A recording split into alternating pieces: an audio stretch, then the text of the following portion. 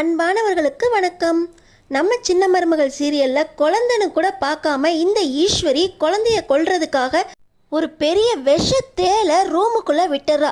அந்த விஷத்தேலு குழந்தையோட பெட்ல ஊறுது. நல்ல வேளையா ஐஸ்வர்யா அந்த விஷத்தேலை பார்த்த உடனே குழந்தை பெட்ல தேல் இருக்கு அப்படின்னு சொல்லி அந்த தேல்ல இருந்து குழந்தைய காப்பாத்திடுறாங்க. ஆனா அந்த தேலு ஐஸ்வர்யாவை கொட்டிடுது. ரொம்ப விஷம் ரத்தத்தில் பரவி இருக்கிறதுனால ஐஸ்வர்யா உயிர் பழைக்கிறதே கஷ்டம் அப்படின்னு டாக்டர் சொல்லிடுறாங்க. விஷத்தேல் கடியிலிருந்து ஐஸ்வர்யா உயிர் பிழைப்பாங்களா? தன்னோட குழந்தைக்காக தான் இவ்வளவு பெரிய ரிஸ்க் எடுத்து குழந்தைய காப்பாற்றி தன்னோட உயிரையும் பணைய வச்சு குழந்தைய மீட்டிருக்கா அப்படின்னு சேதுவுக்கு ஐஸ்வர்யா மேலே காதல் வந்துருமா. சேதுவும் ஐஸ்வர்யாவும் ஒன்று சேர போகிறாங்களா? ஒன்று குழந்தை சாகணும், இல்லை சேது ஐஸ்வர்யாவை ஏற்றுக்கிட்டு வாழ ஆரம்பிக்கணும். அப்போ தான் தனக்கு சொத்து கிடைக்கும் அப்படின்னு இந்த ஈஸ்வரி போட்ட திட்டம் பழிக்க போகுதா. அடுத்தடுத்து என்ன நடக்க போகுதுன்னு தெரிஞ்சுக்கிறதுக்கு இந்த வீடியோக்கு ஒரு லைக் போட்டுக்கோங்க. ஸோ பார்த்தீங்கன்னா ஐஸ்வர்யா என்னை கண்டுக்கவே மாட்டேங்கிறாரு அப்படின்னு ஈஸ்வரி சித்ரா கிட்ட புலம்பிக்கிட்டு போக இந்த ஈஸ்வரி நம்ம சேதுவை தனியாக சந்திச்சு, சேது உங்ககிட்ட கொஞ்சம் பேசணும், நீ எப்பவுமே ஐஸ்வர்யாவை கண்டுக்கவே மாட்டேங்கிறியாமே, அவளுக்கும் புருஷன் தன் மேலே பாசமாக இருக்கணும் அக்கறையாக இருக்கணும்னு நினைக்க மாட்டாளா? தன்னோட புருஷன் தன்னை வெளியே கூட்டிகிட்டு போகணும், பூ வாங்கி கொடுக்கணும், தேட்டரு பார்க்கு அப்படின்னு கூட்டிகிட்டு போகணும் அப்படின்னு அவளுக்கும் நிறைய ஆசைகள் இருக்குமே. எனக்கு தெரியும் சேது, நீ கல்யாணம் ஆன புதுசில் அவகிட்ட கொஞ்சம் டைம் கொடுன்னு கேட்டியான். அதுக்காக ஒரு வாரம் 10 நாள் நீ டைம் எடுத்துக்கலாம். இவ்வளவு நாள் ஆயிடுச்சு, 1 மாதம் தாண்டியும் இன்னும் நீ அவளை கண்டுக்கவே மாட்டேங்கிற. உனக்கு உன் குழந்தை இருக்கிறதுனால தான் நீ ஐஸ்வர்யாவோட பாசத்தை புரிஞ்சுக்க மாட்டேங்கிற. உன் குழந்தைய மலர்கிட்ட கொடுத்து மலரையே நைட்டு கிச்சன் ஓரத்துலேயே வச்சு பார்த்துக்க சொல்லு. நீ ஐஸ்வர்யாவோட குடும்பம் நடத்த அப்படின்னு சொல்லிக்கிட்டு இருக்கும்போதே சேது பயங்கரமா, சின்னம்மா நான் ஐஸ்வர்யா கிட்ட ஆரம்பத்திலே சொல்லி புரிய வச்சிட்டேன், இதுக்கு மேலே ஏதாவது பேசுனீங்க அப்புறம் நடக்கிறதே வேற அப்படின்னு சொல்லி சேது கோவப்பட்டுட்டு போக, இன்னொரு பக்கம் என்னம்மா குழந்தைய பற்றி பேசினோடனே சேது இப்படி கத்திட்டு போகிறான் அப்படின்னு சித்ரா இங்கே தூண்டி விட ஈஸ்வரிக்கு பக்கு பக்குன்னு எரியுது. இந்த குழந்தைனால தானே சேது என்கிட்ட கத்திட்டு போகிறான், இந்த விஷயத்தை நான் பார்த்துக்கிறேன் அப்படின்னு இந்த ஈஸ்வரி ஒரு பிளான் போட ஆரம்பிச்சிட்டாங்க. இன்னொரு பக்கம் பார்த்தீங்கன்னா உன்னோட தங்கச்சியே புரண்டு விழுந்துட்டா, நீ இன்னும் புரள மாட்டேங்கிறியே அப்படின்னு அழகர்கிட்ட புரண்டு படு அப்படின்னு இங்கே செல்லப்பாண்டி நம்ம தமிழ்ச்செல்வி அப்படின்னு மாற்றி புரண்டு படுக்க சொல்லிக்கிட்டு இருக்காங்க. வசந்தி பக்கத்தில் உட்காந்து ஆர்வமாக பார்த்துக்கிட்டு இருக்காங்க. அப்பத்தாதான் குழந்தைங்க அதுங்க உடம்பு வசதிக்கு ஏற்றாப்புல அதுங்க புரண்டு படுக்குங்க. இதுக்காக குழந்தைகிட்ட போய் அம்மா சொன்னால் அந்த குழந்தை புரண்டு விழுந்துருமா, பேசாமல் போங்கடி அப்படின்னு அப்பத்தான் சொல்லிட்டு கிளம்பிடுறாங்க. இப்போ பார்த்தீங்கன்னா நம்ம தமிழும் வேலை இருக்குது நான் ரூமுக்கு போகிறேன்னு போயிடுறாங்க. வசந்தி கிச்சன் வேலையை பார்க்க போயிருக்கும்போது யாருமே இல்லாத இந்த நேரத்தில் தான் நம்ம அழகர் முதல் முறையாக புரண்டு விழுறாரு. இதை தனம் பார்த்துடுறாங்க வெளியிருந்து வந்து. அக்கா இங்கே பாரு அழகர் புரண்டு விழுந்துட்டான் அப்படின்னு எல்லாரையும் கூப்பிட்டு வச்சு சொல்ல, எனக்காக இன்னொருக்க புரண்டு விழுடா அப்படின்னு நம்ம தமிழ் மறுபடியும் அழகரை அழகாக புரண்டு விழ சொல்ல அழகர் திரும்ப புரள ஆரம்பிச்சிடுறாங்க. குடும்பமே ரொம்ப சந்தோஷமாக இருக்குது. இன்னொரு பக்கம் ரூமுக்கு வர நம்ம சேது ஐஸ்வர்யா கிட்ட ஐஸு சாப்பிட்டியா அப்படின்னு கேட்குறாரு. ஆனால் ஐஸு கண்ணாடி முன்னாடி தலையை சீவிக்கிட்டே நின்றுக்கிட்டு கண்டுக்கவே மாட்டேங்கிறாங்க. 3 தடவை கேட்டாரு சாப்பிட்டியான்னு, ஆனால் ஐஸு கண்டுக்கவே இருக்காமல் இருக்க.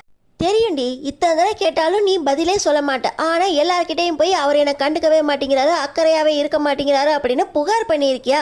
உங்கள் ஆண்டி கிட்ட போய் என்னடி சொன்ன, சின்னம்மா என்னை கூப்பிட்டு வச்சு கண்டுக்கவே மாட்டேங்கிறாருன்னு சொல்லிக்கிட்டு இருக்காங்க அப்படின்னு சொல்ல, நீங்கள் என்ன இப்படிலாம் பேசுகிறதுக்கு காரணம் உங்கள் புள்ள மேலே வச்சுருக்க பாசம் தானே, உங்கள் குழந்தைய என்ன பண்ணுறேன் பாருங்க அப்படின்னு சொல்லி இந்த ஐஸு குழந்தைய தூக்க ஐஸு அப்படின்னு கத்திக்கிட்டு எந்திரிக்கிறாரு சேது. கனவு கண்டு பயந்து போய் இருக்க பார்த்தீங்கன்னா ஐஸ்வர்யா ஐயோ குழந்தை பயந்துட்டான் போல, தூங்குடா அப்படின்னு சொல்லி மீனாட்சியை தூங்க வச்சுட்டு, மாமா கனவுல யாராவது குழந்தை ஏதாவது பண்ணிட்டாங்களா அப்படின்னு கேட்க சேது திருன்னு முழிச்சுக்கிட்டு ஐஷை பார்க்குறாரு. நான் குழந்தை ஏதாவது பண்ணிடுவேன்னு கனவு கண்டிங்களா மாமா? நான் எந்த பிரச்சனை வந்தாலும் குழந்தைய எதுவும் பண்ண மாட்டேன் மாமா அப்படின்னு சொல்லி ஐஸு சொல்லிக்கிட்டே குழந்தைய தட்டி கொடுத்துட்டு பக்கத்துலேயே படுத்து தூங்க சேது திருன்னு முழிச்சுக்கிட்டு இருக்காரு. சேதுவுக்கு ரொம்ப கவலையாக இருக்குது. அடுத்த நாள் பார்த்திங்கன்னா நம்ம சேது கருப்பண்ணா கிட்ட இந்த மாதிரி என் ஃப்ரெண்டு ரமேஷ்னு ஒருத்தன் அவன் இன்னொரு கல்யாணம் பண்ணிக்கிட்டான், அந்த குழந்தைய அவன் கட்டிக்கிட்டு வந்தவன் ஹாஸ்டலில் சேர்க்க சொல்லி ரொம்ப படாத பாடு படுத்துறதுனால அது ரமேஷ் சொல்லி என்கிட்ட வருத்தப்பட்டான் அப்படின்னு சொல்ல, இதை நினச்சிட்டே தூங்கினதுனால தான் மாப்பிள்ள உனக்கு இந்த மாதிரிலாம் கனவு வந்திருக்கு. நான் என் டிரைவிங் வேலையே பார்த்துக்கிட்டு இருக்கேன், நீ கட்சி ஆஃபீஸ்னு போயிடுற. ஆனால் குழந்தைய யார் நல்லா பார்த்துக்கிறா தெரியுமா? வீட்டில் இருக்க ஐஸு தான் உன்னோட மோகனா சின்னம்மா கிட்ட சொல்லி அவங்க குளிப்பாட்டும் போது தானே குளிப்பாட்டுறேன் அப்படின்னு ஒவ்வொன்றா கற்றுக்கிட்டு இருக்கு. அந்த பொண்ணுக்கு எதுவுமே தெரியாது மாப்பிள்ள, ஆனாலும் பாசமாக உன்னோட குழந்தைய பார்த்துக்கணும்னு நினைக்குது. ஐஸ்வர்யா உண்மையிலேயே நல்ல பொண்ணு தான் மாப்பிள்ள அப்படின்னு கருப்பண்ணாவும் சேதுக்கிட்ட சொல்ல, அதுக்குள்ளே ஐஸெல்லாம் ஏற்றுக்க முடியாது மாமா அப்படின்னு சொல்லி சேது ரொம்ப குழப்பத்தில் இருக்காரு. ஆனால் இன்னொரு பக்கம் பார்த்திங்கன்னா, இந்த சேது குழந்தைய பற்றி பேசினோடனே ஈஸ்வரி கிட்ட கோவப்பட்டதுனால ஈஸ்வரி பயங்கர கோவத்தில் இருக்காங்க. எப்படியாவது இந்த குழந்தை இருக்கிறதுனால தான் இந்த ஐஸ்வர்யாவை சேது கண்டுக்க மாட்டேங்கிறான். சேது ஐஸ்வர்யாவோட எப்போ ஒன்று சேர்ந்து அவனோட சொத்தெல்லாம் ஐஸ்வர்யா பேரில் மாறுதோ, நம்ம அப்போ தான் ஐஸ்வர்யா கிட்டேருந்து சொத்தெல்லாம் வாங்கி அனுபவிக்க முடியும். அது வரைக்கும் சேதுவை இவன் கண்டுக்கலைன்னா நம்மளால் ஒன்றுமே செய்ய முடியாது. சேதுவை ஐஸ்வர்யா கல்யாணம் பண்ணி வச்சதே தப்பாக போயிடும், நம்ம பிளான் எதுவுமே நடக்காது அப்படின்னு இந்த ஈஸ்வரி இந்த குழந்தை இருக்கிறதுனால தானே சேது கண்டுக்க மாட்டேங்கிறான். இந்த குழந்தைக்கு ஒரு வழி பண்ணணும். குழந்தைய இந்த தமிழ்ச்செல்வியும் பிடுங்கிட்டு போவான்னு பார்த்தா அவளும் ஆளுக்கு ஒரு குழந்தை அப்படின்னு வாரம் எந்த பிரச்சனையும் இல்லாமல் மாற்றிக்கிறாங்க. இது நடக்கிற காரியம் இல்லை. இந்த குழந்தைய இல்லாமல் பண்ணணும் அப்படின்னு சொல்லி இந்த ஈஸ்வரி முடிவு பண்ணி குழந்தைய கொல்றதுக்கு பிளான் போடுறாங்க. ஆனால் பார்த்தீங்கன்னா அவங்களுக்கு எந்த ஒரு திட்டமுமே படலை. அந்த நேரத்தில் தான் அவங்க பின்புறத்தில் இருக்க வீட்டில் ஒரு தேள் ஒன்று இருக்குது அப்படின்னு சொல்லி ஆளை கூட்டிகிட்டு வராங்க.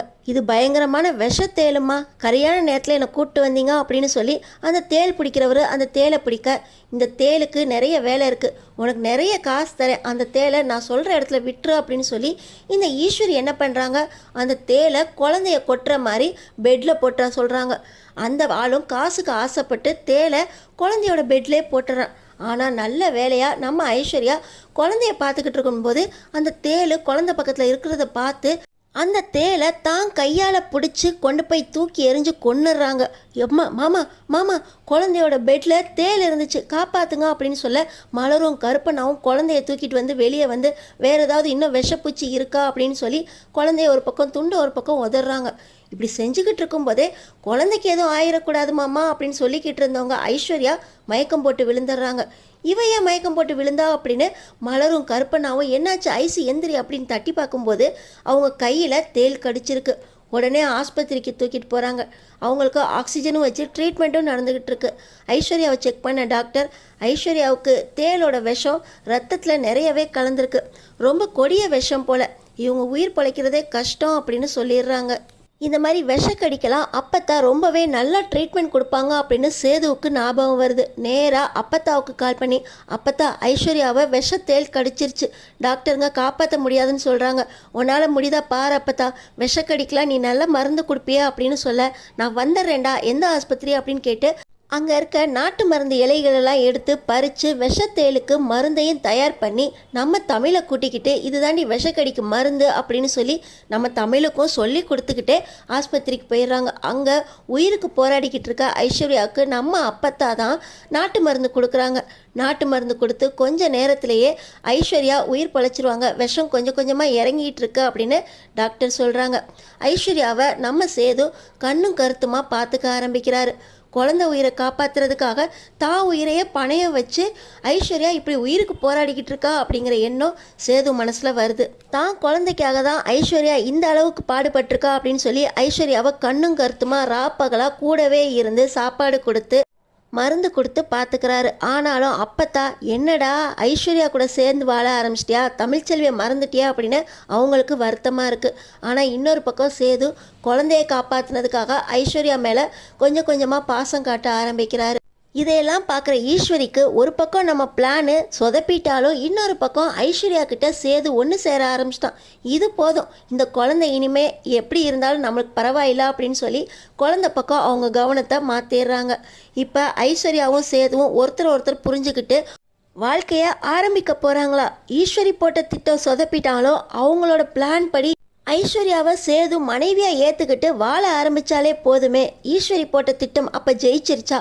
அடுத்தடுத்து என்ன நடக்க போகுது தெரிஞ்சுக்கிறதுக்கு நம்ம சேனலை சப்ஸ்கிரைப் பண்ணி தொடர்ந்து பாருங்கள்.